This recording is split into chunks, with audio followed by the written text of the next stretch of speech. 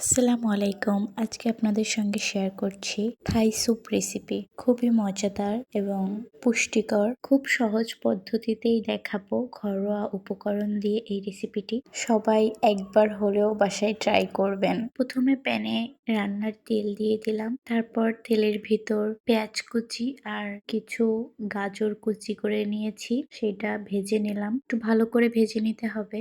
এবার এখানে দিয়ে দিলাম ডিম, গাজর, পেঁয়াজ একসঙ্গে খুবই ভালো করে ভেজে নিতে হবে। তারপরে এখানে আমি দিয়ে দিলাম লবণ, একটু হলুদ। আগেই হলুদ আর লবণ দিয়ে চিংড়ি মাছ ভেজে রেখেছিলাম। এবার সেই চিংড়ি মাছটা দিয়ে দিলাম। চিংড়ি মাছ দিয়ে ভালো করে নাড়িয়ে নিতে হবে। তারপর এখানে দিয়ে দিলাম পরিমাণ মতো পানি। পানি দিয়ে আবারও একটু নাড়িয়ে নিলাম। তারপরে এখানে দিয়ে দিলাম কাঁচামরিচ কুচি। এটা দিলে স্যুপের ফ্লেভারটা খুবই ভালো আসে। তারপরে এখানে আমি দিয়ে দিলাম 1 প্যাকেট স্যুপের মিক্স। এইটা এবার অনবরত নাড়াতে হবে, তা না হলে দলা পাকিয়ে যেতে পারে। দেখতেই পাচ্ছেন অলরেডি ঘন হয়ে এসেছে এটা। যারা এভাবে স্যুপ কখনোই করেননি তারা একবার হলেও ট্রাই করবেন।